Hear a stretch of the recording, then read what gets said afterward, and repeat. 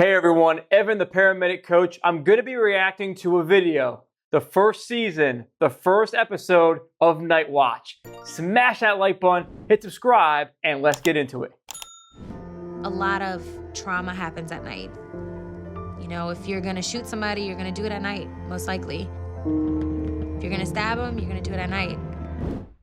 So this show, Nightwatch, follows EMTs and paramedics from about 8 p.m. till 4 a.m.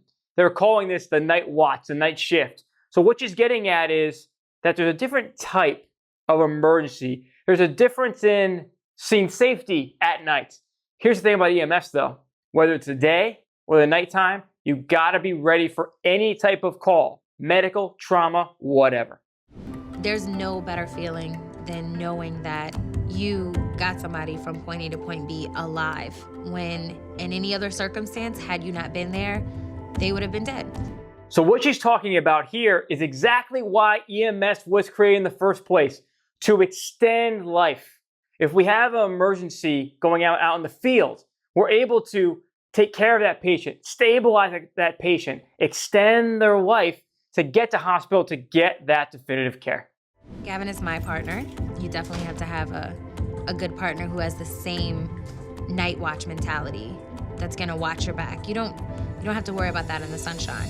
Having a great partner that you sync up with, having a great partner that you can trust, you can communicate with, not only will help you do better at your job, but the patient will have a better experience, a better outcome, because you and your partner are on the same page. If you're someone out there who's new to EMS or getting into it, you gotta find that group of 3, 4, 5, 6, maybe 6 different partners you can go and pick up shifts with. It's so important in this field. You're gonna see a variety of different partners. All right, I'm telling you now, I do not like doing needle decompressions, because if I hit the bone, it's gonna make me vomit. So if it has to be decompressed, you have to do it. I will do everything. So this right here is called the PreCall Talk. It's exactly what I teach my students, is you have to talk to your partner on the way to the call. What kind of equipment are we gonna bring in? What kind of patient do we expect? What kind of scene hazards may we expect when we get to the call? See, Holly here is not afraid to say, look, needle decompression,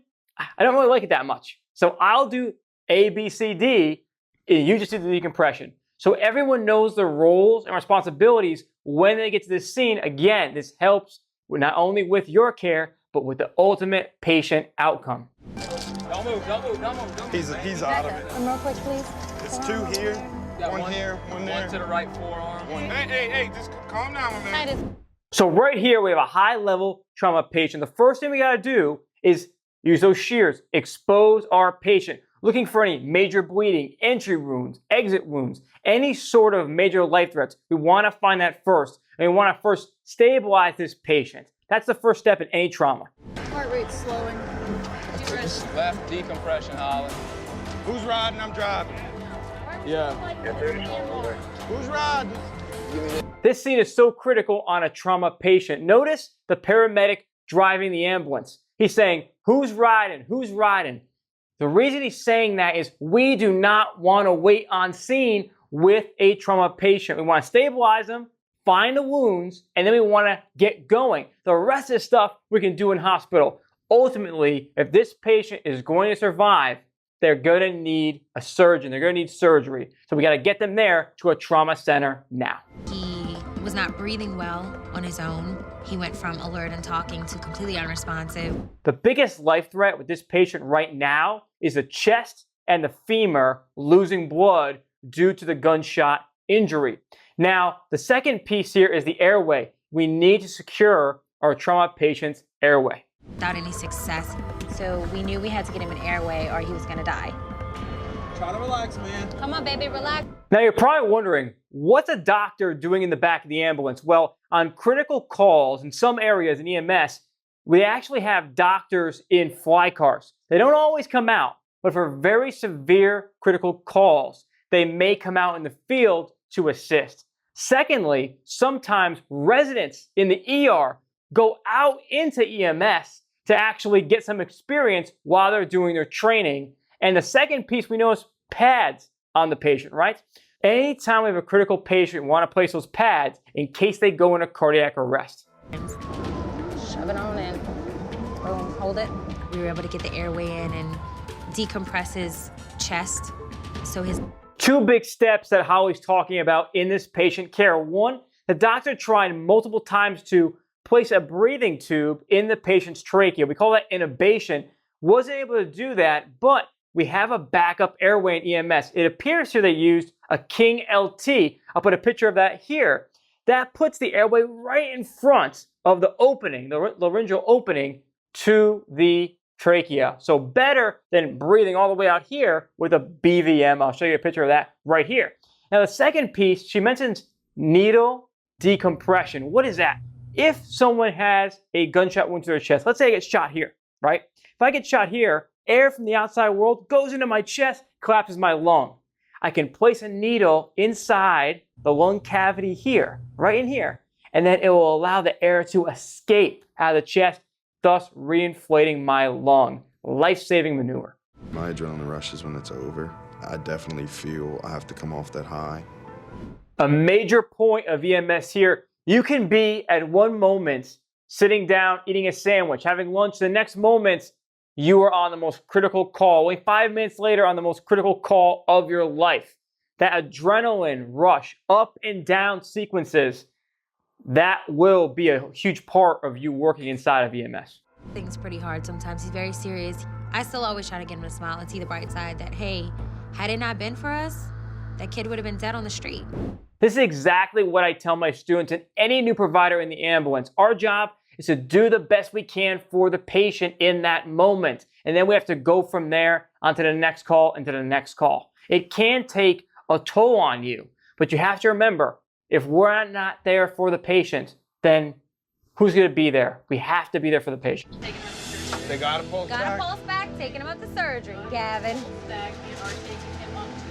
Can I get a little smile? Like crack a smile? You can see here that I'm smiling, and the reason why is this is what I was talking about earlier about having a great partner. So you're gonna have ups and downs, and by the way, you know, Gavin, if you're watching this, I've been there, I understand. I've been there too. You know, there's times where in EMS you will have a bad call, and you'll even second guess what you did. You'll second guess your actions. I could have done this, I should have done this faster. All you can do is fall back on your training and do the best you can for the patient in that moment. That's why you're in that seat. That's why you're in that ambulance. Try to control your breathing. I'm gonna hold it on your face for you till we get... So maybe you're thinking, what's this mask all about? What is that? It's something called CPAP. So what it does is it's gonna push air, positive pressure. Right now, I want you to think about the lungs right now in this patient. He has CHF and they're filling up with blood, right? So blood is backing up into the lungs. The positive pressure is going to push this fluid back where it belongs. Okay, so CPAP is used in this patient. We're also going to get the patient in the stretcher and sit him upright as well so he can breathe better. You'll see that here in a moment. Oh, does it feel like it's helping a little bit? Get deep breaths? Good. You feel like that's enough, or do you need more pressure? You fine? The biggest thing with CPAP is we have to make the patient feel comfortable. Air is being forced down this patient's lungs, and they're having a hard time breathing. But we have to coach the patient into getting used to the CPAP. Once they get comfortable, the CPAP will work, and then we can push the fluid out of the lungs. A minute would have been too long. You've been feeling short of breath over the last couple days. It's been getting worse. 2 days. What a lot of CHF patients will notice that their breathing will get worse. They'll get more tired. They may notice a fluid buildup in their legs. We call that edema in medicine. They may notice they're a little more sluggish, a little more tired over the course of a few days. And then the event happens and they end up calling 911. So you want to be aware of that. Also with these patients, you want to watch out for any changes in medication. That can cause a flare-up as well. Your neck, I need you to not move, okay, brother? Real still. Don't talk, don't move. 1, 2, 3. So you're probably thinking, why is this paramedic putting an IV in the neck? There's arms, there's legs, even feet. Why the neck? The reason for this is simple. When we have a patient with CHF, they get something called JVD, jugular vein distension. So the vein here gets distended. So it becomes a very, very easy target to slip in an IV. Once he had stabilized a little bit, he lifted his head up and looked at me, and he had tears coming down his face, and all he said was, "Thank you, thank you." I mean, that's gratifying. As a paramedic, there is no better feeling than having that patient go from a very vulnerable state, getting them stabilized, and having them say those words, thank you, and having that connection with that patient.